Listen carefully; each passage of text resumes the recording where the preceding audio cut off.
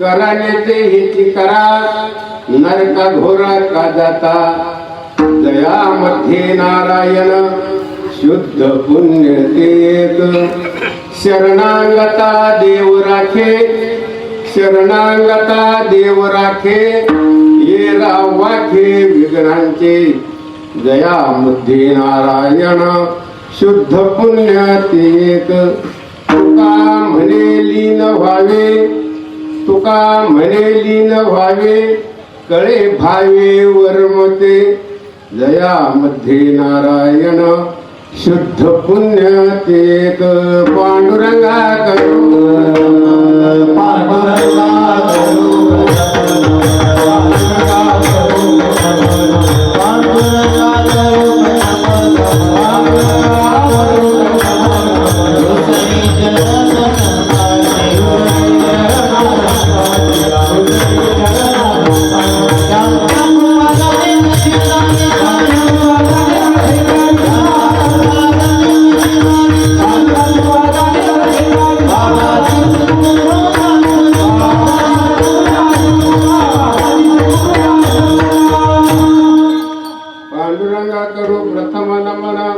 दुसरे चरण संतांच्या त्यांच्या कृपादाने कृतीचा विस्तारू बाबाजी सद्गुरु दास तुका जयांचे केले स्मरण होय सकळे विद्येचे अधिकरण ते जीवन दुसरी शरण श्री गुरूंचे ते नमस्कारुणे आता कृपा भांडवल सोडी भरी मती माझी पोतडी तरी ज्ञानपद्य जोडी थोरा माते ओम नमो ज्ञानेश्वरा करुणा करा दयाळा तुमचा अनुग्रह लादलो पावन झालो चराचरी मी कळा कुसरी काहीच नेनो बोलतो वचन एका अति भाविका तुमचा अनुभव लादलो पावन झालो चराचरी एका जनार्धनी तुमचा दास एका जनार्धनी तुमचा दास त्याची आस पुरवावी तुमचा अनुग्रह लादलो पावन झालो चराचरी मस्तक माझा पायावरी या वारकरी संतांच्या शरण शरण हा हे शरण शरण शरण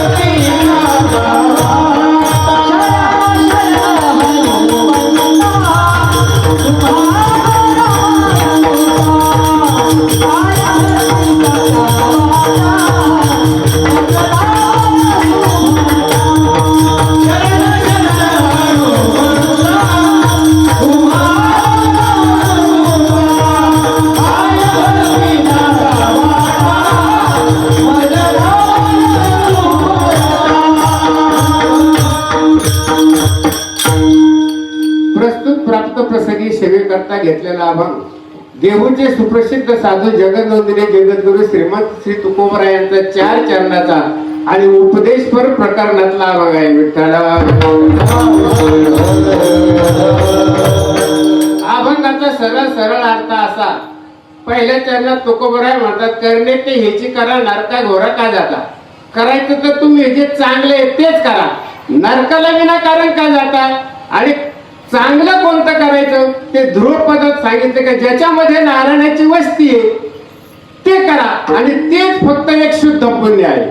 तिसऱ्या चरणात सांगतात, जो भगवंताशी लीन नम्र झाला का शरण आलेला आहे त्याच्यावर कितीही विघ्न आले तरी देव त्याचे निवारण करतो. इतरांच्या मात्र पाठीमागे विघ्नांचा ताप असतो. आणि शेवटच्या चरणात तुकोबराय म्हणतात, हे जरी सगळं खरं असलं परंतु देवाविषयीचा भाव, त्याच्याविषयीची नम्रपणा जर माणसाच्या अंतःकरणात असेल तर त्यालाच हे मर्म कळेल. विठ्ठला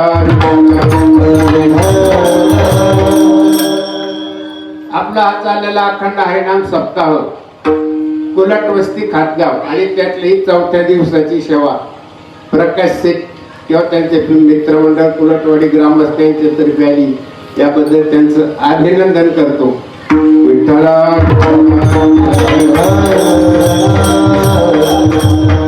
प्रस्तुत प्राप्त प्रसंगी घेतलेला बघा उपदेशपर प्रकरणातला आहे.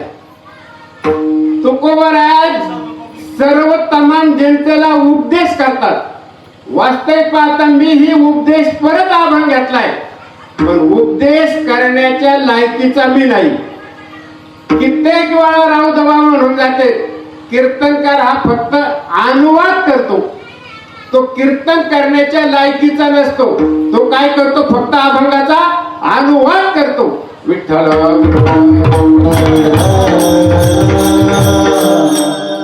तुकोबराय या अभंगात करणे ते हेची करा. कर या शब्दाचा अर्थ हात. कर या शब्दाचा अर्थ हात. हात हे फक्त भगवंताने माणसाला दिलेले, जनावरांना हात नाही, सरपटणाऱ्या प्राण्यांना हात नाही, पक्ष्यांना हात नाही, जलचरांना हात नाही. हात फक्त माणसाला आहे. माकड पुढच्या 2 पायाचा उपयोग अगदी आपल्या हातासारखा करतो. म्हणून डार्विन नावाचा एक शास्त्रज्ञ म्हणतो माणसाचे पूर्वज माकड आहे, परंतु शास्त्राला, संतांना, पुराणाला आणि वेदाला हा डार्विनचा सिद्धांत मान्य नाही. ते म्हणतात माणसाची उत्पत्ती ही स्वतंत्र अशी भगवंताने केलेली आहे.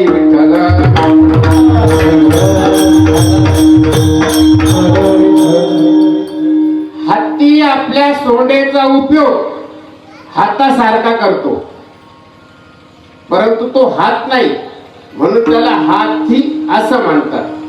हात हे माणसाचं भूषण आहे. प्रत्येक घरी जवळजवळ सरासरी जर आपण पाहिलं तर 70% घरी कुटी मशनी आहेत. गावात 4-4, 6-6 उपनेरे, पण असं गावच सापडायचं नाही का त्या गावात 100 कुटी मशनी आहेत आणि 4 उपनेर आहेत, पण त्याने धोकाच दिला नाही माणसाला. कोणाचं बोट तरी गेलेलं आहे, कोणचं हात तरी गेलेलं आहे, कोणचा इथून हात गेलेला आहे. ज्याचं बोट गेलं ना त्याला बोटाची किंमत विचारा, ज्याचा अंगठा त्या मशनीत गेला त्याला अंगठ्याची किंमत विचारा. कारण या 4ही बोटापेक्षा अंगठा हा बलवान आहे. त्या अंगठ्याचे एक वैशिष्ट्य आहे, तो प्रत्येक बोटाच्या समोर सहज येऊ शकतो, तशी इतर बोट येत नाही. सगळे इलेक्ट्रिकचं युग आहे. या इलेक्ट्रिकच्या युगामध्ये पक्कड, टेस्टर आणि स्क्रू ड्रायव्हर हे जर चालवायचे असले तर माणसाला पहिला अंगठा लागतो, आणि अंगठा ज्याला नाही त्याला अंगठ्याची किंमत विचारा. मग हाताची किंमत इतकी आहे. मग माणसाने काय केलं पाहिजे, आपल्या हाताचं आपण सकाळच्या पारी दर्शन घेतलं पाहिजे. दर्शन घेताना आपण काय म्हणायचं, वसते लक्ष्मी कर मुले सरस्वती कर मध्ये तू गोविंद प्रभाते कर दर्शनम. आपल्या हाताच्या अग्रभागी बोटाच्या ठिकाणी लक्ष्मी, मनगटाच्या बाजूला सरस्वती आणि मधी गोविंद आहे. काय घ्यायचं ते आपण ठरवायचं. जे विद्यार्थी आहेत ते सरस्वतीची आराधना करतात, जे लक्ष्मीचे दास आहेत ती लक्ष्मीची अपेक्षा करतात, आणि साधक मात्र या दोघांनाही सोडून फक्त नारायणाची अपेक्षा करतात. तुम्ही कितीही लक्ष्मीची अपेक्षा केली, लक्ष्मी तुमच्याकडे आमच्याकडे यायला तयार नाही. कारण ती काय झालेली आहे, भगवंताच्या पायापाशी लीन झालेली आहे. पाय लक्ष्मीचे हाते, पाय लक्ष्मीचे हाते, पाय लक्ष्मीचे हाते, पाय लक्ष्मीचे हाते. मानवी तो कापून हाते,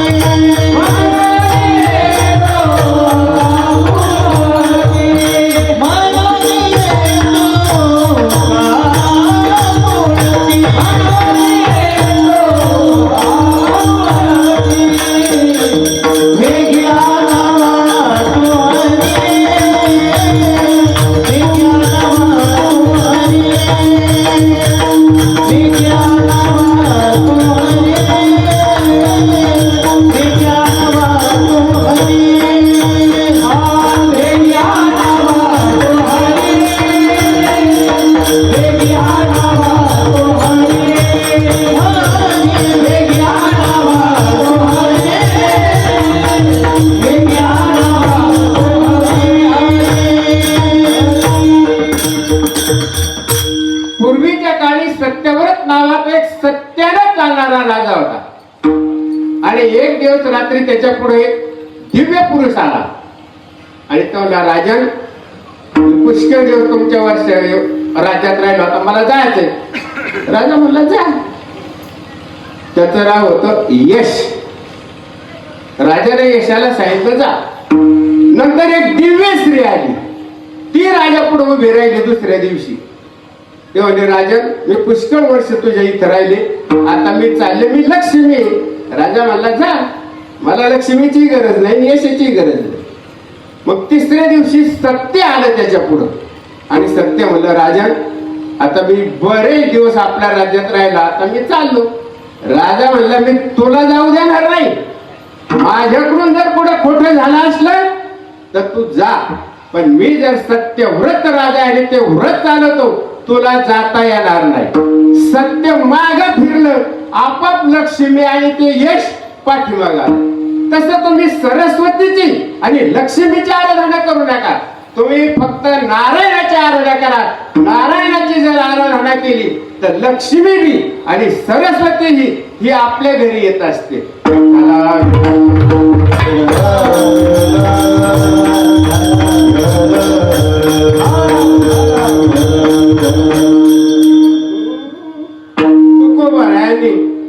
दत्तात्रयांचं वर्णन करताना एक आभण वाटलेलं आहे मला.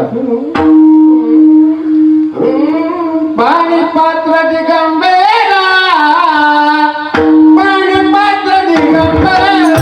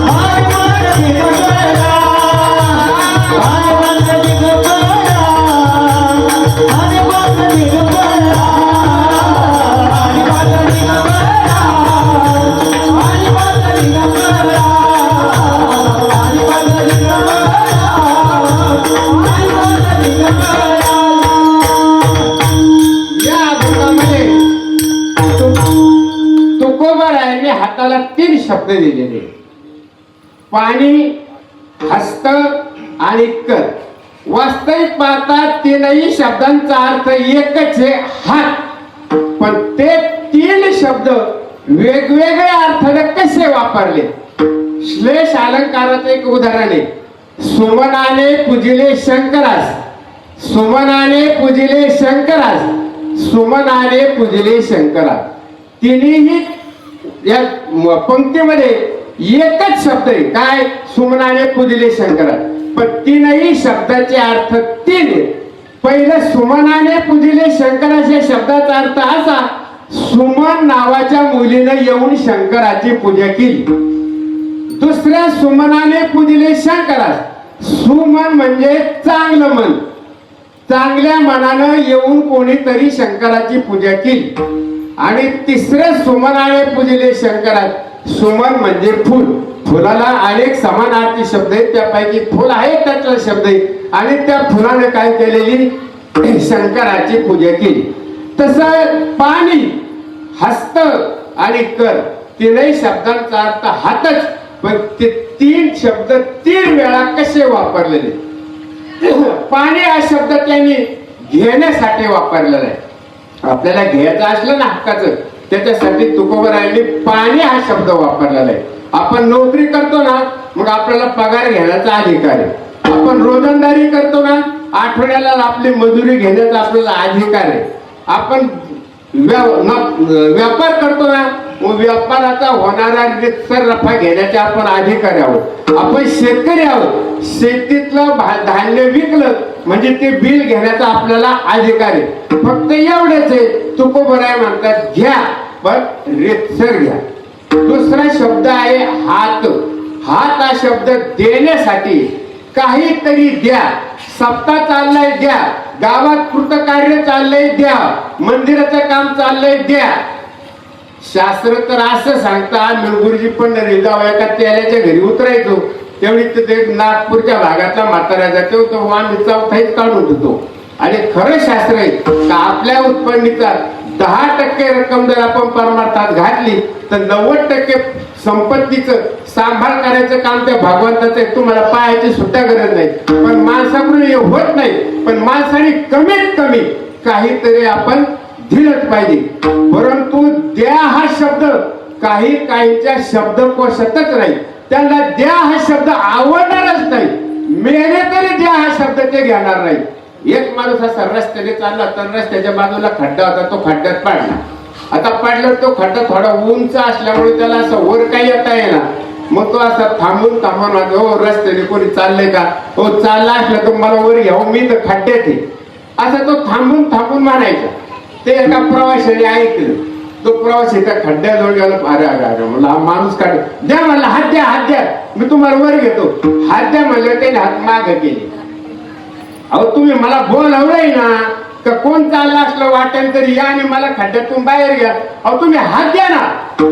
तो गप्पच राहिला. मग एक तिसरा त्रयस्थ माणूस रस्त्याने चालला होता. तर हे संभाषण चाललेलं त्याने ऐकलं का हा माणूस बोलतोय पण ते सत्य काहीच नाही पुढं, म्हणून तो आला. त्याने पाहिलं तर खड्ड्यात माणूस पडला. खड्ड्यातल्या माणसाची आणि त्या त्रयस्थ माणसाची चांगली जान पहचान होती. हा पहिला आलेला प्रवासी म्हणतो, पहा हे खड्ड्यात पडलेले वाटाने चाललेला हाका मारित होते, मी आलो त्यांना होतो हात देतो, ते हातात द्यायला राजे नाही. मग त्याच्या कानात सांगितलं, भाऊ दिवस गेला तरी तो हात द्यायचा नाही. त्याला द्या हे शब्द माहित आहे, तू घ्या म्हण फक्त. त्याला हात घ्या, हात घ्या म्हणलं त्याने टाचावर करून दोन्ही हात वर केले. म्हणजे काही माणसाला द्या हा शब्द सुद्धा आवडत नाही. विठ्ठल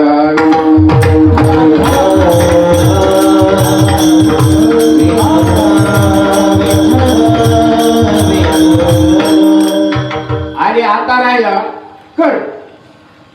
कर शब्द हा जिथं जिथं येतो तिथं तिथं जोडणे हा शब्द येतो. जिथं कर हा शब्द येतो तिथं जोडणे हा शब्द येतो. आपल्या गावात 4ही मंदिराची कामं झाली. उलटवस्तीवर झालं, वीरभद्र भगवंताचं, हनुमंताचं, गोरक्षनाथाचं, देवीचं, कोणाचं जीर्णोद्धार, कोणाचे नवीन कामं झाली. ते माणसं आपल्याकडे आले पैसे पगार इतका त्याला काय एवढे पैसे असे म्हणले. अहो नाही असं ना कर. 4 वेळा हेलपटे घातले. अहो जो 22,000 आणि 5,000 म्हणला ठेवला होता तो 22 वर गेला आणि 22 आता 44 वर गेला. का? नम्रता. द्यावं द्या, हात जोडितो, द्या. तुमच्या ज्याने चाललेले. आता तुम्ही विचार करा, सगळ्या खादगावला माहिती विठ्ठल बाबा घराच्या बाहेर पडले की फक्त अंगावर कपड्याशी पडले. काय गठून आणलं होतं विठ्ठल बाबांनी?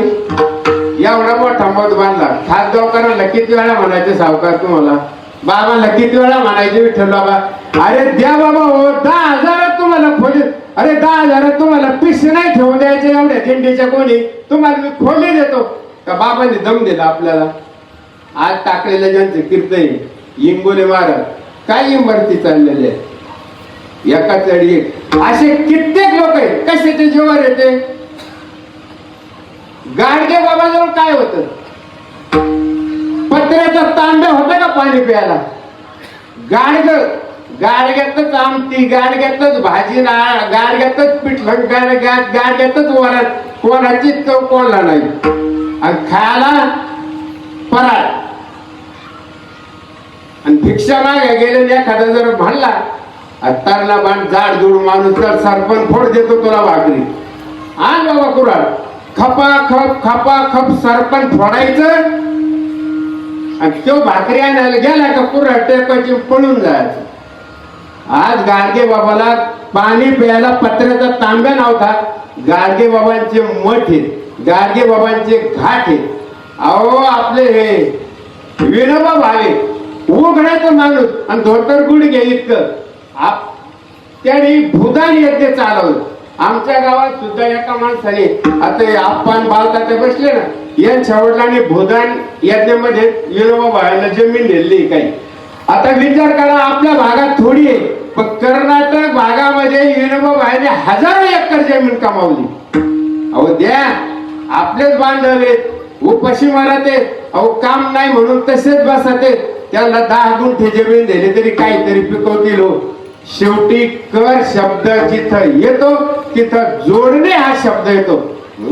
कर जोडितो कथे काळी आपण असावे जवळी, किंवा कर जोडणे विनितो तुम्हा. नका गुंतू संसार समा, नका गुंतू विषय कामा. तुम्ही आठवा मधुसूदना. विठ्ठला विठ्ठला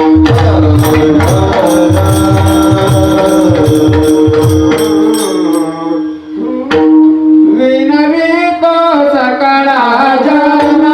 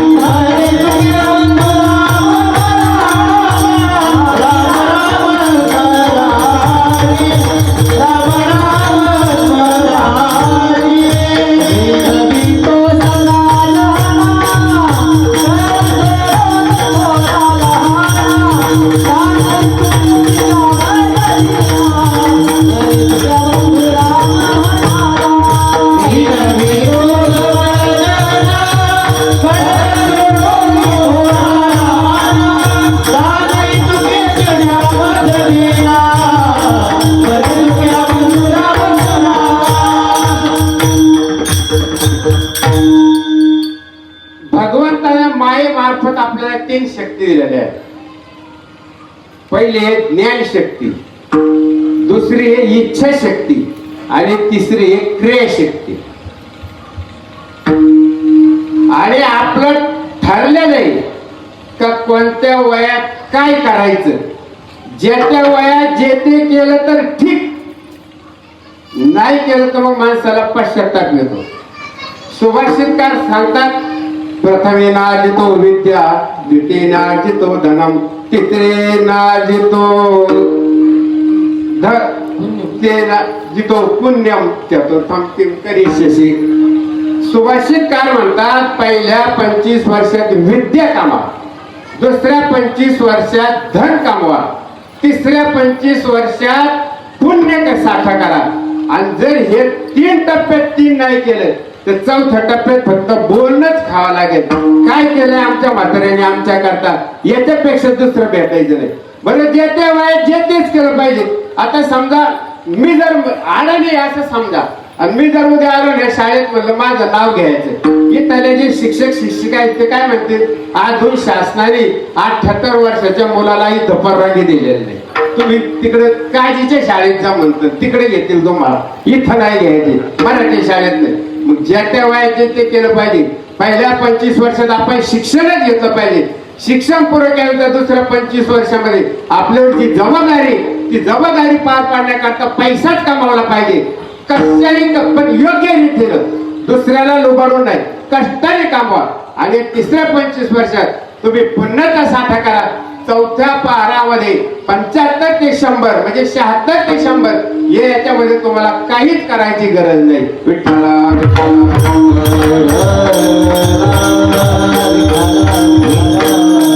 तुम्हाला सांगितलं, भगवंतानं आपल्याला मायेमार्फत इच्छाशक्ती, ज्ञानशक्ती आणि क्रियाशक्ती दिली. इच्छाशक्तीला खूप खूप महत्व आहे. आपली जर इच्छा प्रबळ असली ना तर आपण पाहिजे ते करू शकतो. एक सुभाषितकार म्हणतात, मुंगी जर तिच्या मनात आलं तर ती काही किलोमीटर जाईल, पण गरुड हा एक पाऊलही पुढे जाणार नाही. आता मुंगीची धाव किती आणि गरुडाची भरारी किती, पण मुंगीची इच्छा आहे आणि गरुडाची इच्छाच नाही, तो जाईलच कशाला. तुम्हाला जर एक मोठं उदाहरण सांगायचं ठरलं तर अमेरिकेमध्ये वॉशिंग्टन नावाचा एक मुलगा थोडासा गरिबीतला, मग पोट भरण्यासाठी तो काय झाला, हायस्कूल शिपाई झाला. शिपाई झाल्यानंतर तो काय करायचा, शिपायाला सर्वसाधारण 8 ते 9 वेळा घंटा वाजवावा लागते. तो काय म्हणायचा, घन घन घन अमेरिकेचा अध्यक्ष वॉशिंग्टन. ते मुलंही हसायचे, ते सरळ हसायचे.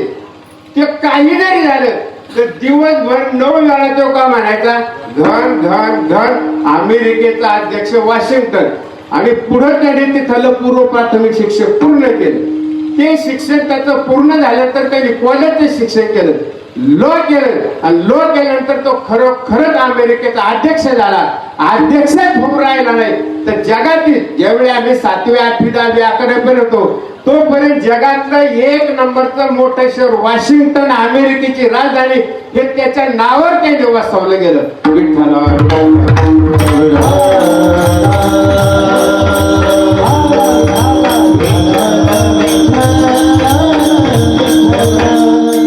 इच्छेला इतकं महत्व आहे. दुसऱ्या देशात कशाला जातात, आपल्या देशाचे पंतप्रधान काही दिवस काय होते, मोरारजीभाई पंडितजीच्या काळात काय म्हणले होते, या स्वतंत्र भारताचा पंतप्रधान मी काही दिवस तर होईल. अहो ती इच्छा आणि त्या इच्छेप्रमाणे जर माणूस करीतच राहिला ना तर नरक करणी करे तो नरका नारायण बनताय का, तर त्याचं कर्तव्य त्या ठिकाणी काम येतं. ही झाली माणसाची इच्छाशक्ती. दुसरी देवानं मायेमार्फत आपल्याला दिलेली आहे, तिचं नाव आहे ज्ञानशक्ती. ज्ञानाचा जास्त उपयोग होत असतो, ज्ञानाचा उपयोग जास्त होत असतो. मला दल्लीला धरण्यात दिसत काय ना काय, एखादा कोण याच्याचा मोबाईलचा जास्त आहे. मोबाईल मध्ये गुगल हे येत, त्या गुगलचा करता कोण आहे, सुंदर पिचाई. आज प्रत्येक घरात प्रत्येक माणसाजवळ मोबाईल आहे. गावात किती, देशात किती, पृथ्वीवर किती असतील, आणि त्या गुगलचं जेवढं जेवढं जेवढं काही करे तेवढं त्याला येतो, म्हणजे त्याचा पगार किती कळतच नाही. फक्त त्याचं त्या ठिकाणी काय आहे, ज्ञानशक्ती. ज्ञान माणसाला तेवढं ज्ञान पाहिजे. ज्ञान जर नसलं तर माणसाचं जे काहीच होत नाही. आपल्या भारतातलं एक जोडपं ब्रिटन मध्ये गेलं, ब्रिटन देशामध्ये. आता जो ब्रिटन मध्ये राहायला गेला तो काय तुमच्या आमच्या सारखा सामान्य किंवा गरीब माणूस नव्हता, तो श्रीमंतच असेल. पण तिथं गेलो त्यांना एक मुलगा झाला, त्याचं नाव होतं सी सुनक. आज तो त्या ब्रिटनचा पंतप्रधान आहे. भारतातला माणूस ब्रिटनचा पंतप्रधान आहे, आणि त्या ब्रिटनने जगावर राज्य केलं, तिथं भारतातला पंतप्रधान आहे. त्याचे आई बापा भारतीय आहेत. तो फक्त आता तिथं झाला म्हणून त्याने तिथं नागरिकत्व पत्करलं. म्हणून माणसाच्या जसं इच्छाशक्ती तसं त्या ज्ञानशक्तीला सुद्धा इतकी किंमत आहे. म्हणून माणसाने ज्ञानी व्हायलाच पाहिजे. ज्ञानी व्हायला पाहिजे. तुम्ही म्हणता आम्ही कसं काय, अहो आपल्या मेंदूमध्ये असे कितीतरी तंतू आहेत, ज्ञान तंतू. एका एका तंतूमध्ये 7-7 कोटी ज्ञान साठवण्याची शक्ती, आणि असे 7 कोटी तंतू आहेत. पूर्वीच्या लोकांचे 4-4 वेद उपनिषद पाठ करून घेत होते, पाठ होत होते, ते उगत नव्हते होत. त्यांच्याकडे ते ज्ञान कमवायची ताकद होती. अहो घासून घासून ज्ञान. आम्ही गुरुजी ज्यावेळी आळंदीला गेलो त्यावेळी कोणी मठात नव्हते. आता आमचं सर्विसचं का, अहो एवढी थंडी, पण थंडीच्या टायमाला आम्ही इंद्रायणीवर पाठा गेलो. पाठाच्या भिंतीच्या कडाला मुलं ते पखवा घेऊन बसलेले. मला वाटतं आम्ही आता मध्ये आळंदीला गेलो तेव्हा हे मारत पखवा वाजवतो तुम्ही. नाही बाबांच्या मठात दुसरे काय असेल 2 वर्ग माणूस शिकवा, ते तिथं प्रॅक्टिस करीत होते. का आता याला सांगायला आहेत का कोणी आई वडील? आपल्या मुलांना आपल्याला दापायला शेजारी पाजारी कोण राहील, पण हे मुलं जातात ना, ते आपल्या कर्तव्यापासून बाजूलाच होत नाही. ते त्यांच्या ज्ञानाला धरूनच असते, म्हणून ते तिथपर्यंत जात असते. विठ्ठला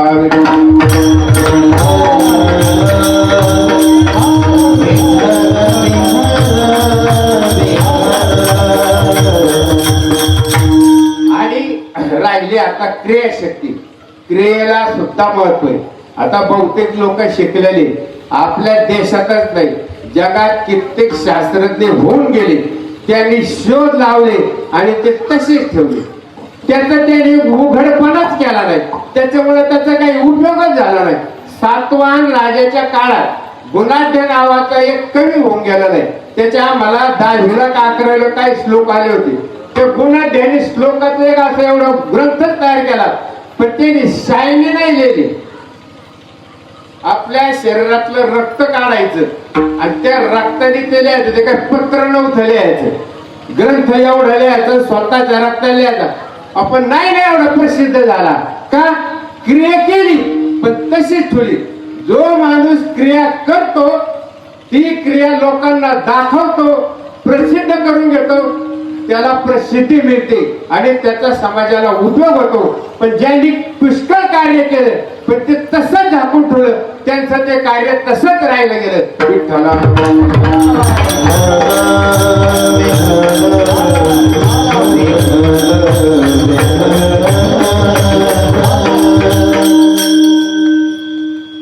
माणसाला आपल्या जीवनामध्ये काही गोष्टी कराव्याच लागतात.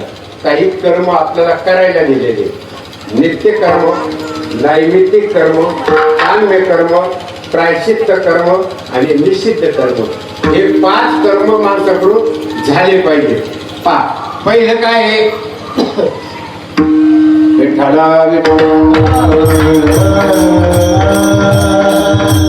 पहिला आहे नित्य कर्म. जरी एखादा माणूस अडाणी असला, जरी त्याला लिहिता वाचता येत नसलं, तरी स्नान करणं हे त्याचं काम. स्नान हे प्रत्येकाने दररोज केलंच पाहिजे. ज्याला लिहिता वाचता येतं त्याने वाचन केलंच पाहिजे. कपाळाला गंध लावलाच पाहिजे. हरिपाठ म्हटलाच पाहिजे. तू कधी म्हण, तू जरी 24 तास काम करणारा असला, पण तू जर स्नानाला बसला आणि पहिल्या तांब्याला तू जर मला देवाची देवारी उभे क्षण भरी, तर तू मला गण लावून कपड्याला घालून तर देवपूजा होत, तुमचा हरिपाठ होतो. म्हणजे हे नित्य कर्म माणसाने करायलाच पाहिजे, त्याच्याशिवाय त्याला सद्गती प्राप्त होत नाही. आता दुसरं आहे नैमित्तिक कर्म. नैमित्तिक कर्मामध्ये काय येतो, दान धर्म येतो, अन्नदान येतं, गोरगरिबांची सेवा येते आणि आपल्या वाढ वडिलांचे पितरांचे जे काही ऋण आहे ते ऋण आपल्याला फेडायचं. म्हणजे श्राद्ध, पक्ष पंधरवडा यातले आपण कामं केली पाहिजे. अलीकडे पक्ष हे श्राद्धाच्या बाबतीत असं आहे, मी काय बोलत नाही, जे कुठं मी एखादं पाहिलं असेल ते सांगतो. जर माझं चुकलं असलं तर मी तुम्हाला क्षमाही मागत. काही लोक असं करतात तर ते नावागावासाठी मग ते करतात, नावागावासाठी करतात. आता प्रत्येक जण करतोय बाप सोडा, पण जरी माणसाला नावागावाचा ढोंगबाजीचं करता नाही आलं तरी चालेल, पण आपण चांगला ब्राह्मण आणू, त्याला भरपूर दक्षिणा देऊ, त्याला काहीतरी अन्नधान्य देऊ, आपलं श्राद्ध करून घ्या. 5 बाळ गोपाळ जेव घाला, घरातले माणसं, घरा शेजारचे माणसं जेव घाला. लय पंक्ती उठू नका, पण ते कार्य तुम्ही करा.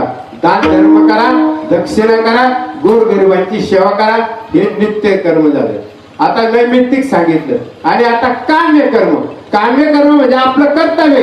समजा आज मी 50 वर्षाचा माणूस आणि मी जर घरात तेवढं बसूनच राहिलो, जेवण झालं का आराम, आराम झालं का गाव, गाव झालं का घर, घर झालं का नगर, नगर झालं का भेटायला जायचं. आपल्यावर जबाबदारी. आपल्या घरात काही बाळ असतात, त्या बालकांची आपल्यावर जबाबदारी. आपल्या घरात आपले लहान आले मुलंही असतात, आपले वृद्ध आई वडील असतात. त्यांना काय लागतं, त्यांना कशाची गरज हे पाहणं आपलं कर्तव्य. आपल्या बालकांसाठी, आपल्या मुलांसाठी काहीतरी कमाई करणं हे आपलं कर्तव्य. ते आपण केलेच पाहिजे. हे काम्य कर्म आपले. आणि चौथा आलं प्रायचित्त कर्म. आपल्या हातून अनेक चुका घडत असतात. पूर्वी लोक गाया गुरं ओळायला जायचे.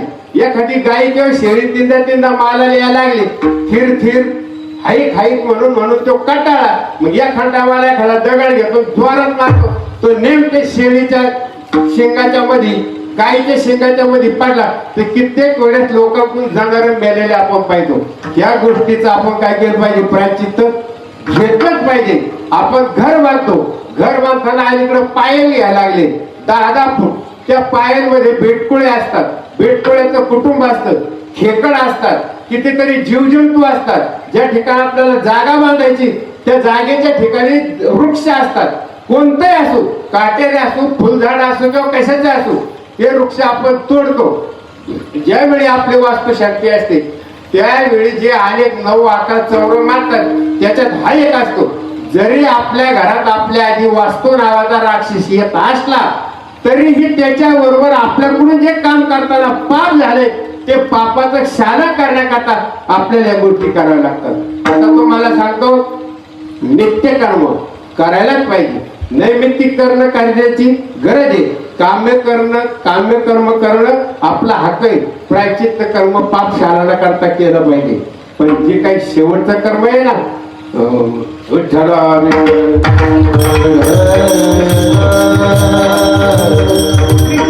जे निषिद्ध कर्म आहे ते निषिद्ध कर्म माणसाने कधीच करू नये. आणि ते जर केलं महाराज तर काय होतं हे तुकोबराय सांगतात अभंगाचं.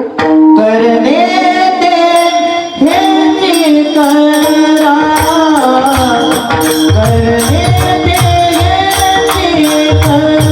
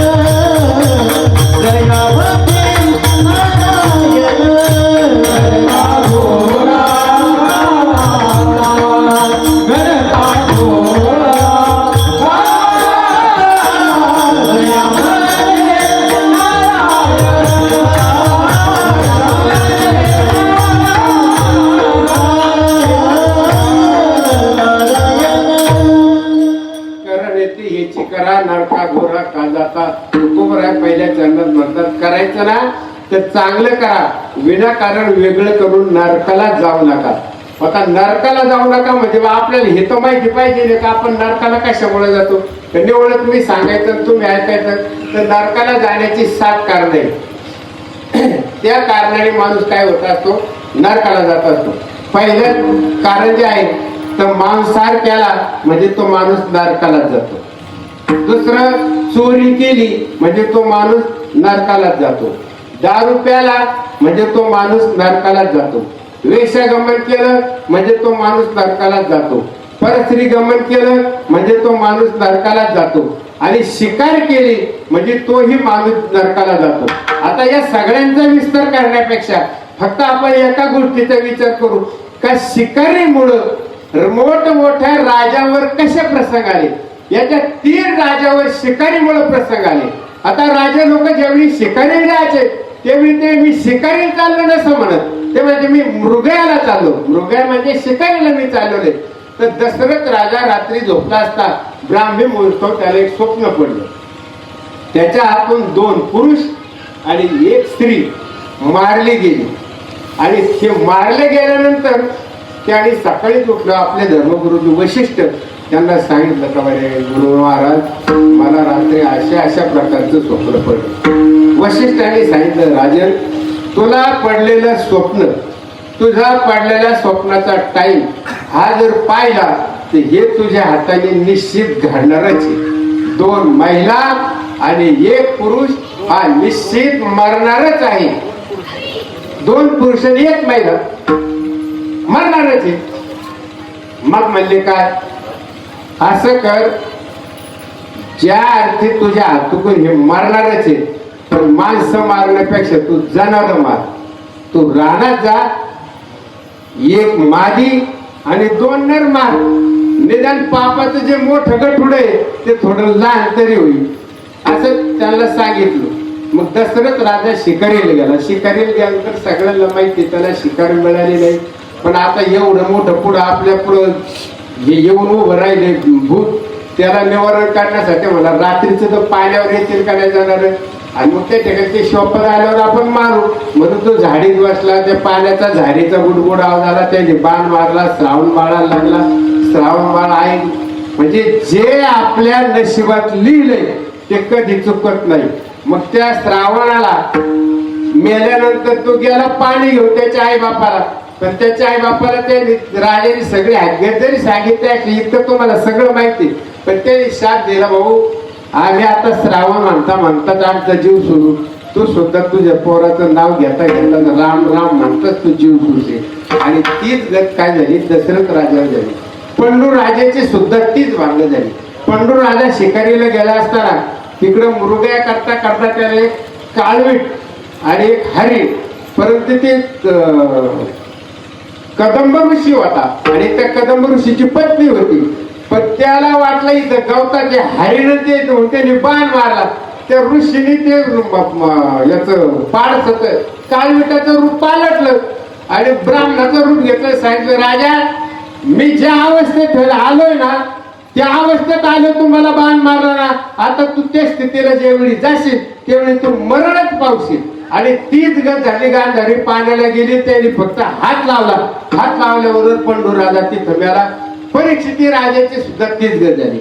आता एवढ्या मोठमोठाले राजे नियमा धर्माने वाढणारे परीक्षिती काही सामान्य नव्हता. दशरथ राजा सामान्य नव्हता. देवाला मदत इंद्राला मदत स्वर्गात गेला होता. परीक्षिती तसाच होता आणि पंडू राजा काही सामान्य नव्हता. आता मोठमोठ्या राजांची जर अशी गत झाली तर तुमच्या आमच्या सामान्यांची काय गत होणार आहे. विठ्ठल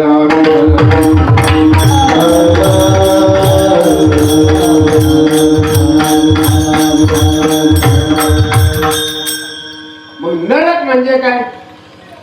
नरक म्हणजे विष्ठा आणि मूत्र यांचा डोह.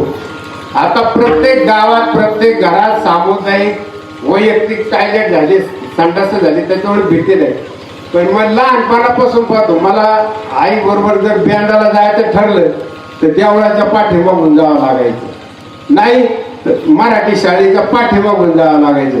मराठी शाळेतला बांध म्हणजे सगळ्यात पुरुषांचा आणि शाळेच्या पाठीमाग मंदिरापासून जायचं ठरलं का सगळ्याच्या तिकडे ती राळ.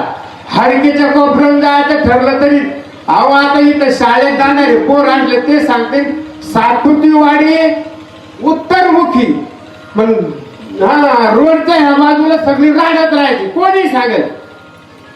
मग ते जाताना आपण अर्धवट डोळे झाकून जात होतो. ती राहाड आपल्याला पावत नव्हती. आणि आता ती राहाड ती विष्ठा आणि त्याच्यात मूत्र आणि त्याच्यात डोह आणि त्याच्यात माणसं बुडायची. त्याच्यात कोण बुडाला होता. दुर्योधन बुडाला होता. का दुर्योधन बुडाला होता तर त्यांनी काय केली होती भक्तांचा विटंबना केली होती. भक्तांना त्रास दिला होता. कुंभिपाक बुडी दिली दुर्योधने दावीना लज्जेने मुख धर्मा. त्याला जेव्हा स्वर्गात लाज वाटायला लागली धर्मराज पाहिलं तो बुडी घ्यायला लागला त्या नरकात पण धर्मराजाला ते तोंड दाखवायची त्याची इच्छा होईना. विठ्ठला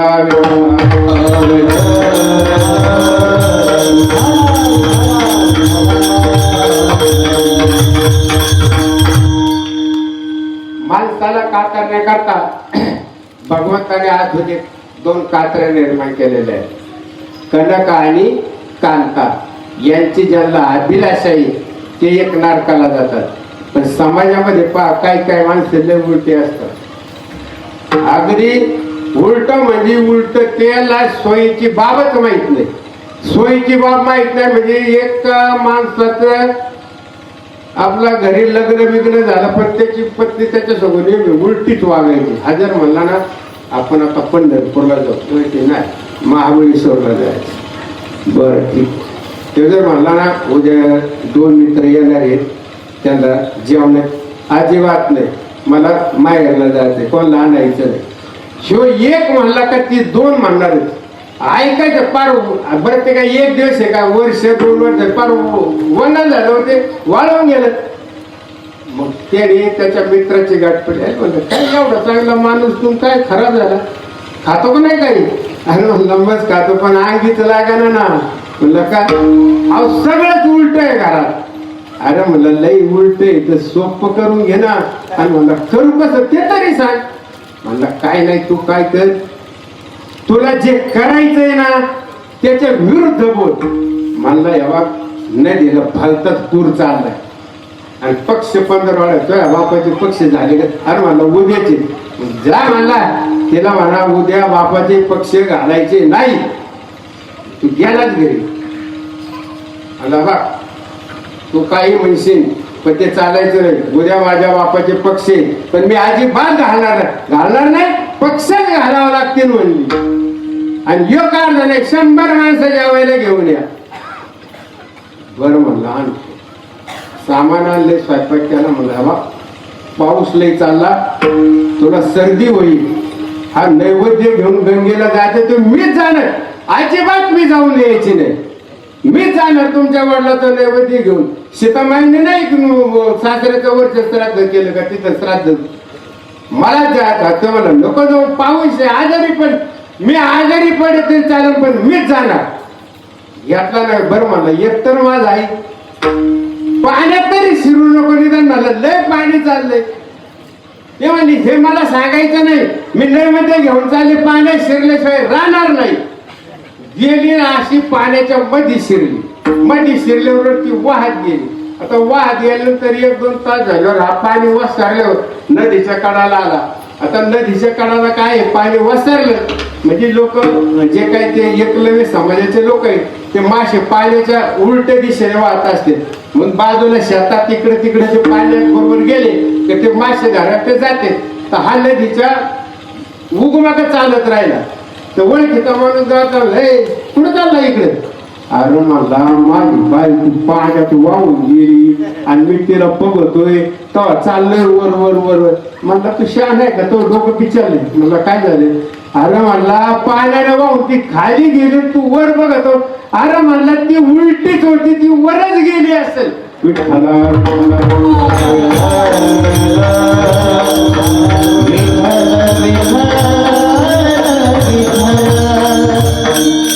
समाजामध्ये काही काही माणसं खूप उलटी असतात. इतकी उलटी का विचारायचंच नाही. एक माणूस तुकोबारायांचा घ्या आणि तुकोबारायांना म्हणला महाराज म्हणजे काय बोल मला नरकाला जायचं. नरकाला जायचं ठीक आहे. मग तुला जर नरकाला जायचं असलं तर तू संतांची टिंगल कर. बोवा लोकांच्या टोप्या उडव. पुढे धार्मिक कार्यक्रम चालले तर तिथं काहीतरी विघ्न तू जाशील. मला नक्की जाईल. मला नक्की जाईल. मला मग आता ठरलं म्हणलं पण एक त्याच्या पुढचा होता तो तुकोबारायांना म्हणला महाराज हे असं हलकं पद मला नाही लागेल. मला कधी नरकाचं अध्यक्ष पद लागत. तुकोबाराय म्हणले हो कधी हे काम काय मला माहित नाही याचा मंत्र काय. तुझं ज्ञानोबारायांकडे गेला तर तुला याचा मंत्र मिळेल. मग तो ज्ञानोबारायांकडे आळंदीला गेला. आळंदीला ज्ञानोबारायांचं समाज दर्शन घेतलं. म्हणलं काय म्हणलं काय नाही महाराज, मला कधी नरकाचं अध्यक्षपद पाहिजे. मग त्याला तुकोबरायाने सांगितलं, त्रिविधम नरकस्येदम दारम नाशनात्मना काम क्रोध तथा लोभ तत्मादे तत्रयम त्यजेत. तू ह्या 3 गोष्टी कर म्हणजे तुला नरकाचं अध्यक्षपद बिनगोभाट मिळेल. आता मला जर या गावचा सोसायटीचा चेअरमन व्हायचं असलं मला पहिले काय करावं लागेल? इलेक्शनला उभं राहावं लागेल. सरपंच व्हायचं असलं तरी इलेक्शनला उभं राहावं लागेल. आणि मग मी निवडून आलो म्हणजे त्या सोसायटीचा मी अध्यक्ष चेअरमन होईल, त्या गावचा सरपंच होईल. तसं मी किती म्हणलो हे प्रत्येक गावात प्रत्येक मतदाराला निवड आधीच पैसे देत बसलो. मला कोणी सरपंच करील का? पैसे लोक घेतील, पण आता मतदानच नाही, तू उभाच राहिला नाही, तुला कोण हे करील? ते तू कर माऊली त्याला सांगितलं काय? काम, क्रोध आणि लोभ हे 3 मतदारसंघ आहे. कामाचा मतदारसंघ येते, क्रोधाचा मतदारसंघ येते आणि लोभाचा मतदारसंघ आहे. या 3ही मतदारसंघामध्ये तू उभा राह आणि शिवाय उभा राहून नाही जमायचं. बहुमतानं तो निवडून आला मग तुला त्याचं अध्यक्षपद भेटत. आता कामाच्या मतदारसंघात उभं राहायचं म्हणलं आणि कामाच्या मतदारसंघातून जर निवडून यायचं म्हणलं तर त्याला काय करावं लागेल? व्यभिचारच करीत बसावं लागेल. त्याच्या व्यभिचाराचा तो शेवटचा झाला म्हणजे तो तिथं निवडून येईल. त्याच्यानंतर क्रोध यायचा म्हणजे काय? जसं वाल्या कोळ्याने माणूस पाहिला म्हणजे त्याला पैसा दिसायचा आणि राग यायचा आणि तो त्याची हत्या करायचा.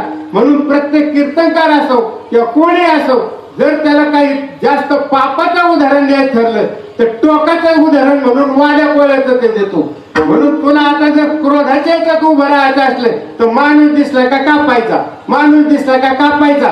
म्हणजे तो क्रोधाच्या याच्यामध्ये काय होशील? निवडून येशील. आणि आता राहिला का लोभ.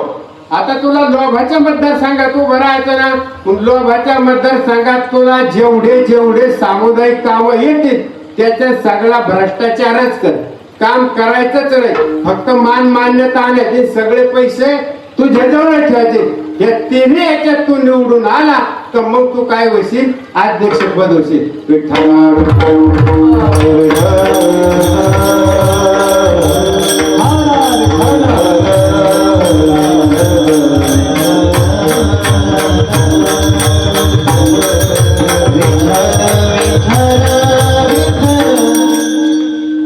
जर समाजात तसे लोक असले तर काही आशे बी असतात. म्हणजे एक जण तुकोबारायांका गेला आणि तुकोबारायांना त्यांनी सांगितलं, महाराज नाही, माझा मनुष्य जन्म आहे, मला मनुष्य जन्माचं सार्थक करायचंय, मला नरकाला जायचं, मला पुण्य मार्ग सांगा, मला पुण्याचा मार्ग सांगा. कारण पुण्य म्हणजे काय हे मला कळणारच नाही. मी जर एखादं पुण्य करायला गेलो तर त्याच्यात माझ्या हातून काय होईल? पापही घडेल. पंचमीच्या दिवशी मला नाग नजर पडल्यानंतर मी त्याला काय करीन? दूधच पाहिजे. परंतु ती माझी खुली समजूत आहे. कारण सापाला जरी तर नागाला दूध पाहिजे तर त्याचं काय होणार आहे? विषच होणार आहे. पाप करत पुण्य करता पाप जोडे. माझ्याच्याने पुण्य मला माहित नाही, मला तुम्ही पुण्य सांगा. तर त्याला तुकोबराय म्हणतो, बाबा हे बघ, तू तीर्थयात्रेला जरी गेला तरी पुण्य आहे पण शुद्ध पुण्य नाही.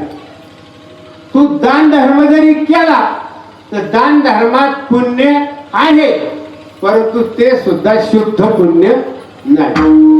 तू अजून यज्ञ जरी केला तरी यज्ञात पुण्य आहे पण ते शुद्ध पुण्य नाही. तो याग जरी केला तर यागामध्ये बी तपश्चर्येमध्ये बी पुण्य आहे पण ते शुद्ध पुण्य नाही. तू जर विठ्ठला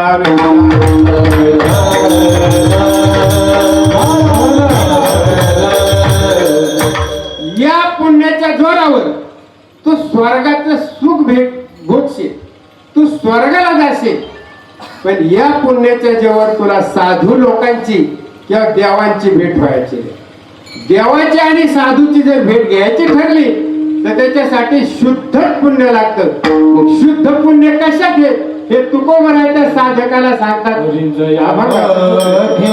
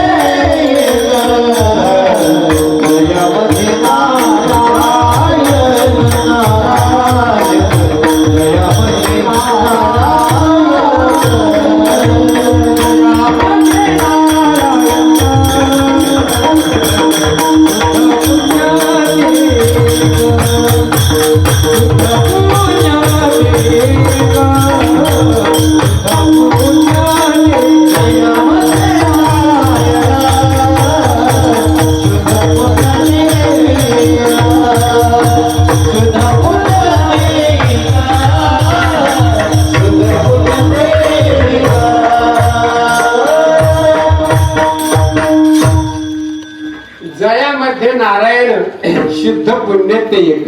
का तो साधक म्हणला आमच्या सारख्याला काय कळायचं कशात त्यांनी सांगितलंय. आता आपल्याला काही लय वेळ घ्यायचा नाही, तोंडी सांगून जातो. तर ते ज्ञानोबरायांनी सांगितलं नाही. तरी तुम्ही हरिपाठात फक्त हरिमुख्य म्हणा म्हणजे ना तुमच्या पुण्याची गणना त्याची बेरीज करताच येणार नाही. हरिमुख्य म्हणा पुण्याची गणना कोण करील. आता शुद्ध पुण्य यज्ञच नाही. यज्ञ सामान्य बाब नाही. मोठमोठ्याला सार्वभौम राजाला यज्ञ झालेला नाहीये. तो यज्ञ पांडवांनी केला. दररोज हजारो लोक यायचे, जेवायचे, जायचे. भूदान, अन्नदान, सुवर्णदान, वस्त्रदान, गोदान सगळं दान वाटायचे. ब्राह्मण जर जेवायला आला तर त्याला सोन्याचं ताट जेवायला. ब्राह्मण जेवला तर त्याने ते ताट ठेवायचं नाही, घरी घेऊन जायचं. आणि तो यज्ञ झाला पांडवांचा. ते यज्ञ कुंडही शांत झालं आणि तिथे फिरत फिरत मुंगूस आलं. त्या मुंगसाचं निम्म शरीर सोन्याचं होतं आणि निम्म तसंच होतं. ते आलं त्या यज्ञ कुंड शांत झाला. त्याच्यात लोळून दमलं. यज्ञकुंडाच्या बाहेर आलं. इकडं तिकडं पाहिलं कोणी आहे का. म्हणला माणसं आहेत बसलेली. म्हणला पांडवांचा यज्ञ काही खरा झाला नाही. आता ही बातमी त्या सेवकाने लगेच धर्मराजाला सांगितली. एक मुंगूस ते प्राणी आणि ते म्हणते एवढा खर्च करून पांडवाचा यज्ञ चांगला नाही झाला, बरोबर नाही झाला. धर्मराजाने लगेच सभा बोलवली. तिथं भगवान श्रीकृष्णाला बोलवलं. श्रीकृष्णाला सांगितलं धर्मराजाने मुंगूस असं म्हणते. धर्मराज म्हणला मग मुंगसाचं खरं आहे. कृष्ण म्हणले मुंगसाचं खरं आहे. तर धर्मराज म्हणले देवा इथून माग तुम्ही आमचे पाठीराखे होते आणि आता तुम्ही मुंगसाच्या बाजूला चालले. म्हणले धर्मराजा मी तुमच्या पाठीशीच आहे, पण बाजू जी मुंगसाने सांगितली ती मुंगसाचीच सत्य. मग कृष्णाने विचारलं मुंगसाला, अरे भाऊ तुझे अर्धा शरीर सोन्याचं झाले कुठं झालं. तेव्हा त्या मुंगू धर्मराजाला त्या भगवान श्रीकृष्णाला कथा सांगायला लागले. जे 6 शास्त्रकार होऊन गेलेले, कपिल होऊन गेलेले आहे, गौतम होऊन गेलेलं आहे, कणाद होऊन गेलेलं आहे, पतंजली होऊन गेलेलं आहे, जेमिनी होऊन गेलंय आणि व्यास महर्षी लिहिले. या 6 शास्त्रकारांनी 6 शास्त्र लिहिले. त्यातलं कणाद हा एक शास्त्रकार आहे. त्या कणादाने वैश्विक शास्त्र लिहिले आणि तो कणाद काय म्हणतो, ब्राह्मणाने जीवन जगण्यासाठी 5 मार्गाचा अवलंब करा. पहिला मार्ग आहे, बाजारात आपण धान्य घेतो ना, जे लोक येते द्या आम्हाला पायलीभर धान्य, द्या दोन्हीभर धान्य, किंवा रानात आता सोगे झाल्यात मग ते पहिले सर्वे येतायचे लोक, तर तो कणाद म्हणतो बाजारात सांडलेलं धान्य, खळ्याच्या पाळूला राहिलेलं धान्य, शेतात जे काही सारा म्हणून राहतं ते धान्य गोळा करायचं आणि त्याच्यावर ब्राह्मणांनी उपजीविका करायची. नाही मिळालं तर शास्त्राभ्यास चालू ठेवायचं. दुसरी बाब त्यांनी सांगितली, कोणी आणून दिलं तर ते घ्यायचं, पण कोणाच्याकडे जायचं मागून नाही घ्यायचं. नंतर भिक्षान्न हे पवित्र आहे. 5 घरची भिक्षा मागायची. 5 दारात उभे राहिले, 3 दाराची जरी भिक्षा आली तर अजून 2 दार राहिले म्हणायचे रे, 5व्या दारातून मागत फिरायचं. त्याच्यानंतर पोटापुरता थोडा व्यापार केला तरी कणाद वर्षी म्हणतात चालतो, आणि पोटापुरती थोडी शेती केली तरी चालतो. पण याच्यापेक्षा ब्राह्मणाने जर नोकरी केली तर त्याला त्याचं पाप लागतं. आणि त्याचं जर आपल्याला साक्षात उदाहरण पाहायचं असलं तर ताराबाच्या महिपती बाबांनी त्या भक्तिविजयामध्ये लिहिलेलं आहे, अरे कितीही जरी ब्राह्मण झाले तर या ताराबाच्या माळ रानाला तुम्ही उपाशी राहणार नाही, पण तुम्ही इथून जर बाजूला गेले तर तुमचा वंशच वाढणार नाही. खरोखर तिथल्या ब्राह्मणांचा वंशजच वाढलेला नाही. तिथं जे राहिले त्यांचे आहेत, पण जे पुण्याला गेले आपले छेटून नाही त्याच्यातले मुलगाच झाला नाही. असे बरेच उदाहरण आहेत. विठ्ठला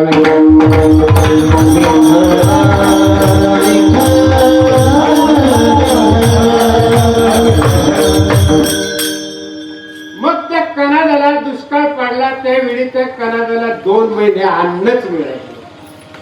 कणाद उपाशी, त्याची पत्नी उपाशी, त्याचा मुलगा उपाशी, त्याची सून उपाशी, 4 माणसं अगदी उपाशी. त्यांना कुठून तरी आपलं थोडस धान्य आलं, त्यांनी त्याचे 4 भाकरीचा वल्ला केला. त्या का आपल्या भाकरी सारख्या नसतं, ते बारीक बारीक 4 भाकरी केल्या, चौघांना 4 दिल्या. खायला काहीच नाही, मिठाच्या खड्याबरोबर खाणार. इतक्यात आत तिथे दत्त म्हणून उभे राहिले. हो खूपच भूक लागली, हो मला खूपच भूक लागली. त्याने कणादाला विचारलं, महर्षी तुम्ही किती दिवसाचे उपाशी आहेत? कणाद म्हणले, मला 2 महिने झाले अन्नच मिळाले नाही. तो आलेला अतिथी म्हणला, तुम्हाला 2 महिने अन्न मिळणार नाही, पण मला 6 महिन्याचा मी उपाशी. कणादाला दया आली का मी 2 महिने उपाशी राहील, तो माझा आत्मा जर इतका कळतळतोय, इतका कळवळतोय, हा 6 महिन्याचा उपाशी याचा आत्मा काय म्हणत असेल. कणादाने त्याला 1 भाकर दिली, त्याची स्वतःची. त्यांनी खाल्ल्यावर मला माझं चतुर पोट भरलं. कणादाच्या पत्नीलाही दया आली. जसा माणसात घरातला करता असतो ना, तसेच घरातले असते. ते काय उगाच जाऊ दे, बाकीचं पण काही वेगळं होत नाही. ते त्यांच्यावरच एकमेकाचे गुण असतात. कणादाची बायको म्हणली, पत्नी म्हणली, धरा माझी बी 1 भाकर खा. मला अर्ध पोट भरला. आता त्याच्या मुलाला किव आली, सुनाला किव आली. त्यांनी त्यांनी ढेकर मला पूर्ण पोट भरलं. भाकरी खाल्ली कोणी? अतिथीने. आनंद कोणला झाला? त्या चौघांना झाला. हे सगळ्यांच्या तोंडावर हास्य पाहिलं तर तो अतिथी नव्हता, तो होता इंद्र. त्याने लगेच विमान बोलावलं आणि यांना सांगितलं, तुम्ही चौघे आता विमानात बसा, तुम्हाला आता पुढे न्यायचं. स्वर्गात जागा मोकळी झाली, तिथलं स्वर्ग सुख तुम्ही घ्या. आता हे जेव्हा त्या विमानात बसायला चालले तर हे मुंगूस तिथं आलं होतं. मग ते मुंगूस ज्या ठिकाणी त्या अतिथीनं त्या 4 भाकरी खाल्ल्या ना, त्या भाकरी खाताना कुठंतरी खाली कुसकूर आणि हात धुतलेलं पाणी पडलं. ते मुंगूस त्याच्या वल्या याच्यावर लोळलं. त्याच्या जेवढ्या भागाला त्या अन्नाचे कण लागले तेवढं भाग त्याचा सोन्याचा झाला. आणि मग म्हणजे आता हे चालले की विमानात बसायला. मग ते मुंगूस त्यांच्या मागे गेलं आणि कणादाला विचारलं, ओ महाराज आता तुम्ही चालले पण माझी काय सोयी? आता माझं हे शरीर राहिलेलं कवा सोन्याचं होईल? म्हणले ज्या ठिकाणी शुद्ध यज्ञ होईल त्या यज्ञ कुंडात जाऊन तू लोट, तुझं सगळीच राहिलेलं अर्ध शरीर सोन्याचं होईल. अहो म्हणले भगवंता कृष्णाला, तर कृष्णाला तो सांगत होता ना, तो म्हणला तुमचे हे बॅनर, हे तुमचे दररोजच्या जाहिराती, तुमचं अन्नदान हे पाहिलं मी आलो त्या यज्ञ कुंडात लोळून लोळून लोळून दमून गेलो, राखाने आग भरलं त्या भस्माने, पण माझं शरीर सोन्याचं झालं नाही. म्हणजे यज्ञ करणं हे पुण्य आहे, परंतु साधूची किंवा संतांची भेट होऊन देणे इतकं पुण्य नाही. मग श्रीकृष्णाला धर्मराज म्हणला होता ना, तर तू इथं जागे वंशाची बाजू घ्यायला. मग कृष्णाने धर्मराजाने विचारलं, राजा तू मोठाही राजस्व यज्ञ केला, पण या यज्ञासाठी धन आणलं कुठून? माझे 4 भाऊ मी 4 दिशेला पाठवले होते आणि त्याने तिकडे राजाकडून ते युद्ध करून त्यांना आणले. कृष्ण म्हणला, राजा तुझ्या भावाला त्या राजाने खुशीने धन नाही दिले. अरे तुमची दादागिरी, तुमचे युद्धाचे पराक्रम, मग माणूस हत्या होण्यापेक्षा, माणसं बळी पाडण्यापेक्षा तुम्हाला त्यांनी न मानता न युद्ध करता खंडणी दिली, तो तळतळ तुम्हाला लागणारच आहे. तुमचं यज्ञ हा यज्ञ शुद्ध कसा होईल? हे यज्ञ तुमचं शुद्ध नाही, म्हणून शुद्ध यज्ञ हे कशात मध्ये असतो? पुण्यामध्ये असतो, भगवंताच्या नामस्मरणामध्ये असतो. विठ्ठला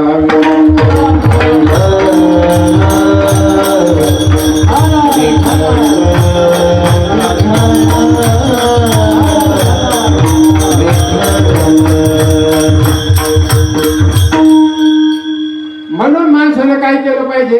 थोडीशी नम्रता धरली पाहिजे. जिथं साधू लोक आहे, जिथं सज्जन आहे, जिथं सत्य चालल्याने तिथं काय केलं पाहिजे? आपण सहभागी झालं पाहिजे.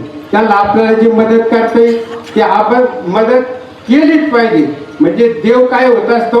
आपल्या पाठीशी राहत असतो. आणि देव जर आपल्या पाठीशी राहिला तर त्याचा परिणाम काय होतो? अभंगाचं 3रं चरण, शरणागता देव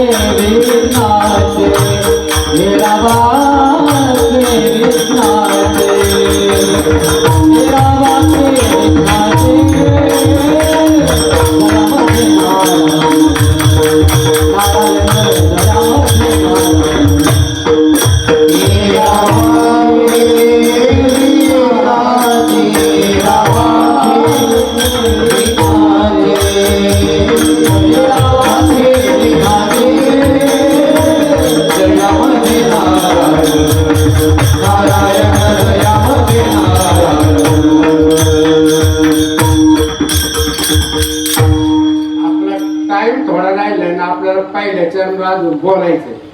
सगळ्यांना माहितीये का भारतीय महायुद्धामध्ये अभिमन्यू चक्र गेला होता.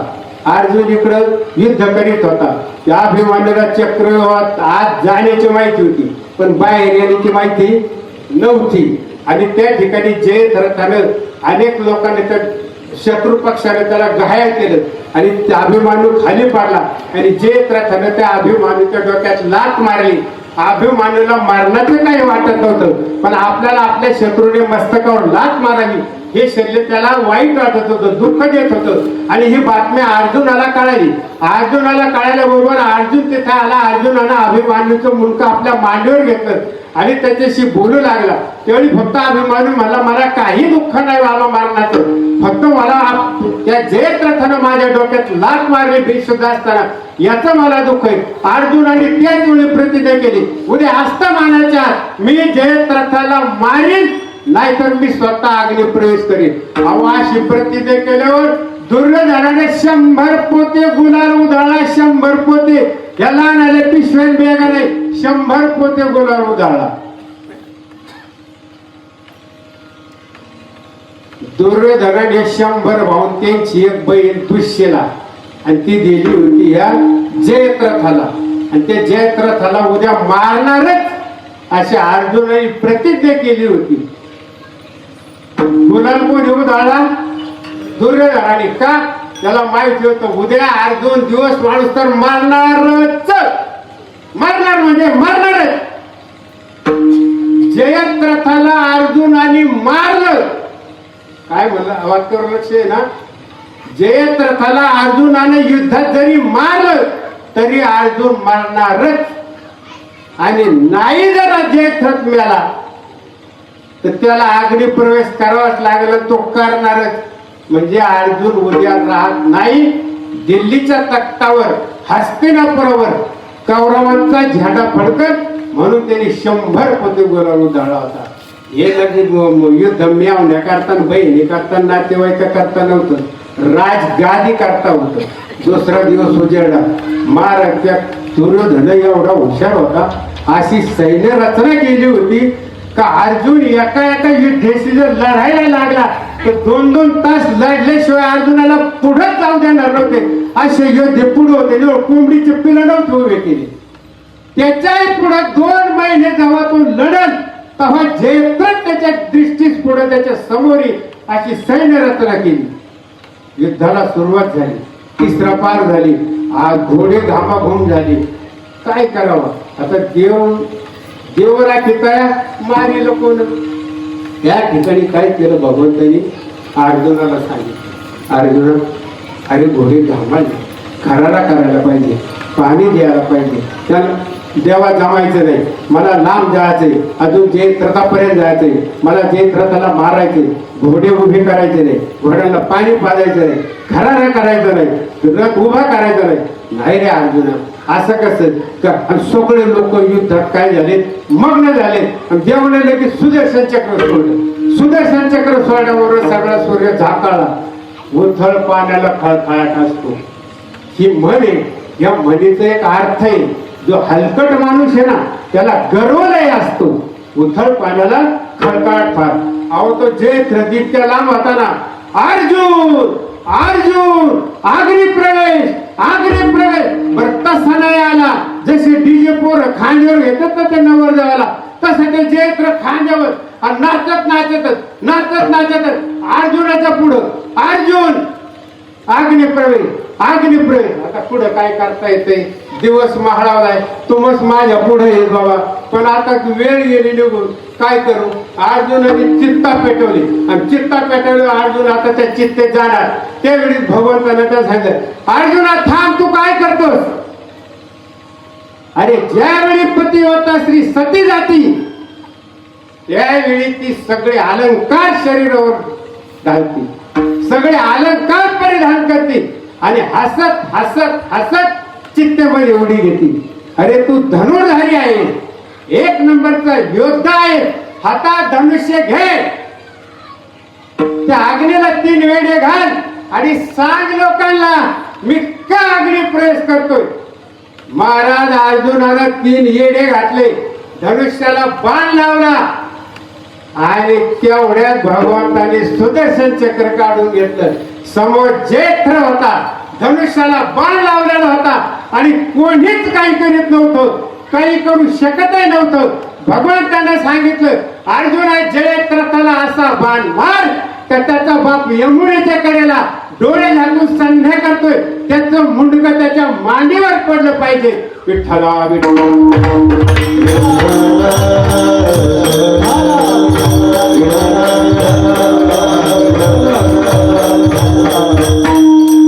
त्याचं मुंडकं त्याच्या मांडीवर पडलं पाहिजे. महाभारतामध्ये असे किती पुत्रमोही येते. धृतराष्ट्र पुत्रमोहित होता तो धनुर्धारी हाताला. द्रोणाचार्य पुत्रमोहित होता आणि हा जयद्रथाचा बाप एक पुत्रमोहित होता. याने शंकराचे आयुष्यभर सेवा केली तपश्चर्या केली आणि तपश्चर्या शंकर प्रसन्न झाले काहीतरी चांगलं मागायचं. त्याने काय मागितलं भगवंता शंकरा माझ्या मुलाचं मुंडकं ज्याच्या हातून खाली पडेल त्याच्या डोक्याचा स्फोट होतो मेला पाहिजे. जो मारील त्याच्यानं ज्याच्या हातून खाली पडेल. आणि अर्जुनाला भगवंताने सांगितलंच होतं त्याचा बाप यमुनेच्या तीरी संध्या करीत आहे हे मुंडकं असं उडव की त्याच्या मांड्यावर जाऊन पडलं पाहिजे. संध्या करताना त्याने डोळे झाकले होते मुंडकं डोकं त्याच्या मांडीवर पडलं. मांडीवर काय पडलं म्हणून त्यांनी घेतलं आणि खाली टाकलं. त्याच्या डोक्याचा स्फोट झाला. जे थोडाचा बापाय मेला आणि जे तृतीय मेला आणि इकडं अर्जुन सही सलामत राहिला. जो भगवंताचा भक्त आहे त्याला काहीच होत नाही, पण बाकीच्यांच्या मागे मात्र विघ्नांचा कार असतो. भगवंताचं मोठ्या प्रमाणात सगळ्यांना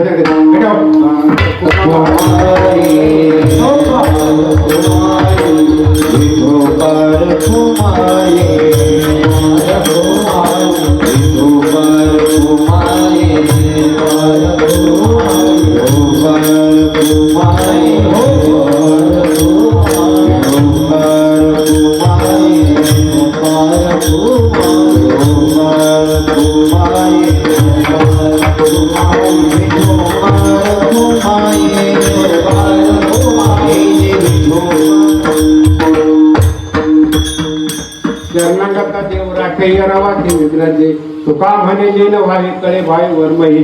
जर भगवंताबद्दल तुम्हाला जर नम्र भाव असला तरच हे कळेल. त्याने चौथ्या चरणात सांगितले, पण आपल्याला पहिल्या चरणावर परत विचार करायचा. करणं ते हेची करा. पहा, कुतुबशहाच्या दरबारामध्ये अनेक सरदार होते. ते एका सरदारानं दुसऱ्या सरदाराचा खून केला आणि ज्याचा खून झाला त्याला एक तरुण मुलगी होती. त्याला ते शेडले डचतच राहिले. माझ्या बापाचा खून याने केला, मी याला मारीलच. आणि तिने त्या राज्यात राहत होती, तिथून तिला पाहिजे असा धनुष्यबाण तर करून घेतला. आणि तिची आई बाप म्हणजे त्या सरदाराचा वध झाला हिच्या बापाचा, पण ती आई तिथंच होती राजाच्या. तिच्या ऐकून तिला बातम्या मिळायच्या. आणि एक दिवस ज्याने मारलं तो आता दुपारी दुसरीकडे एका स्वारीवर जाणार होता, म्हणजे युद्धावर जाणार होता. ही बातमी त्या मुलीला कळाली. त्या मुलीने अंगावर वेलबुट्टीचे कपडे घातले, आपलं धनुष्य घेतलं आणि किल्ल्यामध्ये आतमध्ये गर्द झाडीत लपून बसली. आणि तो ज्यावेळी दुपारी पान खाऊन थाटात बाहेर युद्धाला निघाला त्यावेळी त्याच्या 200 सैन्य होतं. हिने पाहिलं आणि सुंबरात आल्याबरोबर असा बाण मारला का त्याचं मुंडकं पडलं. त्याचं मुंडकं पडल्यावर ते सगळे त्याचे जे सैनिक होते त्याला वाटा लावायला राजवाड्यातून बाहेर काढणारे ते सगळे गारवाडे. ते गारवाड्यामुळे शेजारच्या झाडे डुकरं बसले होते. ते डुकरं बिथरले आणि बिथरून ते सैरा वैरा पळायला लागले. त्याचा फायदा ह्या मुलीने घेतला आणि ही मुलगी जे तिथून पळाली अशी घोड्यावर बसली. असा घोडा वेगाने सोडला, पण तिने माग वळून पाहिलं. तिच्या तोंडावरला बुरखा उडाला. 2 शत्रूंनी तिचं ते चेहरा पाहिला. ती पळत गेली, पण ते एका शत्रूने बाण मारलं. तो बाण मारला त्या घोड्याच्या मांडीला लागला. बाणाचं टोक मांडी, पण बाणाची दांडी गेली पडून. पुढे ओढा लागला.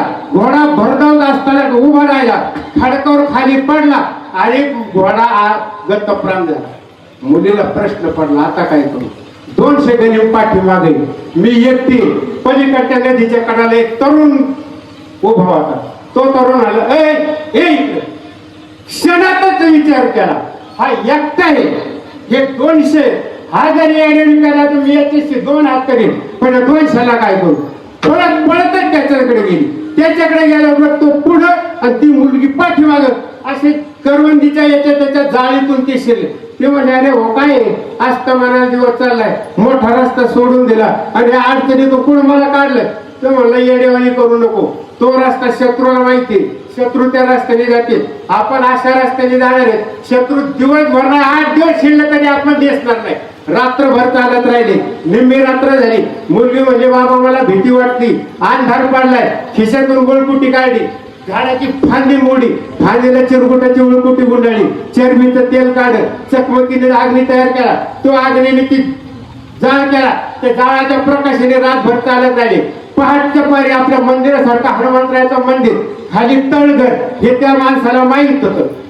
तिला सांगितलं जाण तळघरात झोप. ती तळघरात झोपली. हा वर राखायला जाईल. सकाळ झाल्या तोंडी वेळ धुतले चालत राहिले. 2 रात्री 1 दिवस चालत गेले. नंतर ते विजापुरात पोहोचले.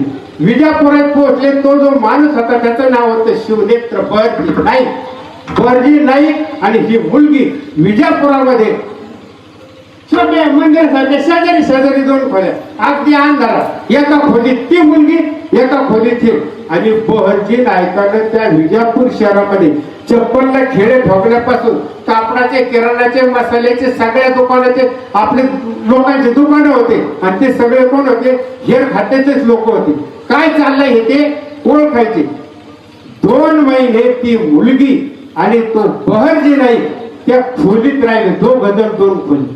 त्या मुलीला राव्हाना, त्या मुलीला राव्हाना एक दिवस ती मुलगी होती, दादा वास्तविक पाहता तूही तरुण आहेस आणि मी सुद्धा तरुण आहे. आपण दोघं जण एकांतात 2 महिने राहिलो पण तू एकदाही माझ्याकडे कोण नजरेनं पाहिलं नाही. अरे तू जर असा आहे तुझा राजा कसा असेल? करणे ते हेच करा, नरका घोरा कळ जाता. करायचं असलं तर चांगलंच करा. मुलगी होती, मुस्लिमांची होती, पण शेवटपर्यंत त्यांनी शिवरायांची काही केली, शेवट केली. विश्वनाथ दत्त विवेकानंदाचे वडील, फक्त एक मिनिट, विवेकानंदाचे वडील विश्वनाथ दत्त आणि आईचं नाव भुवनेश्वरी. ब्रिटिशाच्या काळामध्ये ते न्यायाधीश होते कलकत्त्याला.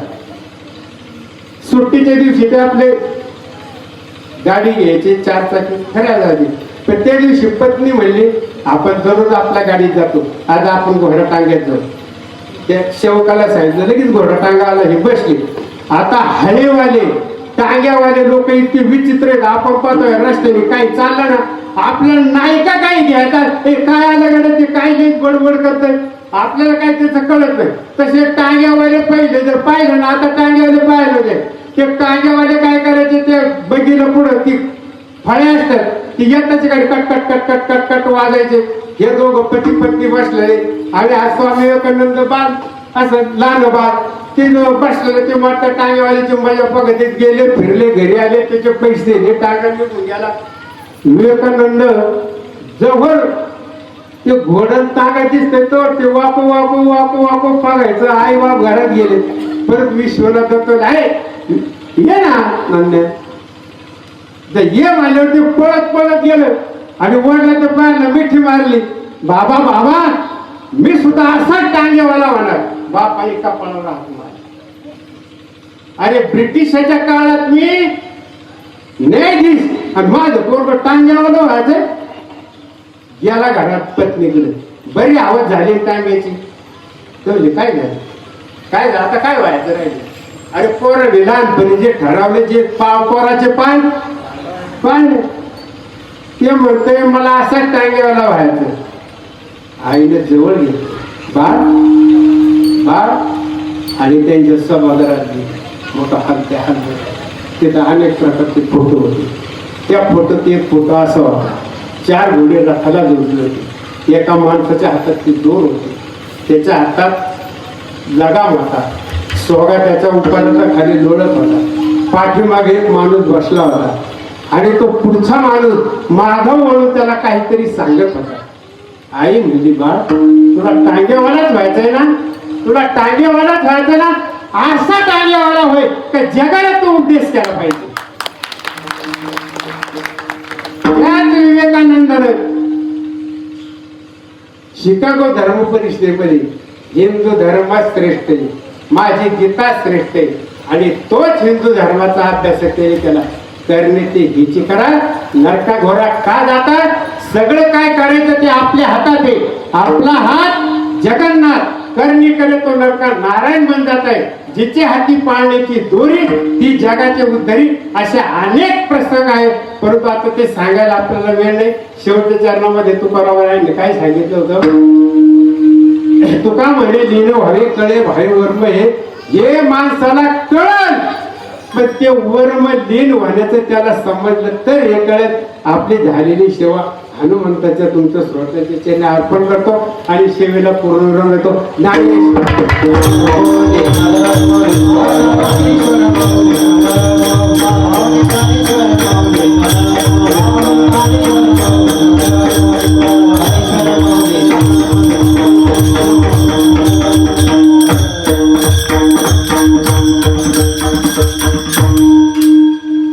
बोलता बोलता कधी कधी अधिकार नसणारा माणूस बोलून जातो. जर माझ्याकडून काही चुकलं असलं तर माझ्याकडून लहानपणी पुष्कळ गोष्टी चुकले. आमचे आई वडिलांनी ते समजून घेतले, त्यांच्यात आमच्या कारणाला तुम्ही समजून घ्या. मी सर्वांना विनंती, तुम्ही एवढे शांत बसले म्हणून मला बोलता आलं. तुम्ही जर उठले असते, हालचाल झाली असती तर मला काही करता आलं नसतं. त्यात मी आपल्या बाबाच्या संस्थेचे माणसं म्हणजे आपलेच माणसं, ते आपल्या माणसाची फजिती करायला तयार नसतात. त्यांच्यामुळे मला काहीच वाटलं नाही.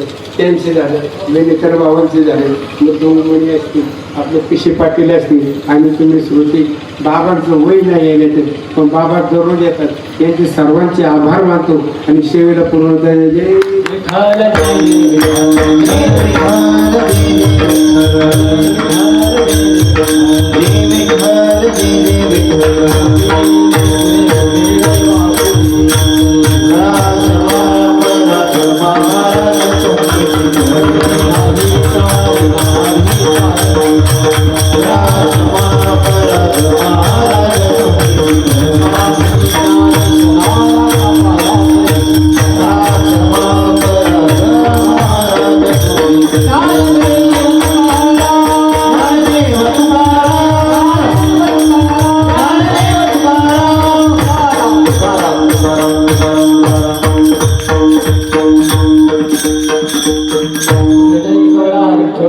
श्री ज्ञानदेव तुकाराम पंढरीनाथ भगवान की जय. माऊली ज्ञानेश्वर महाराज की, जगद्गुरु तुकाराम महाराज की जय. पवनसुत हनुमान की जय. सद्गुरु भगवान की जय.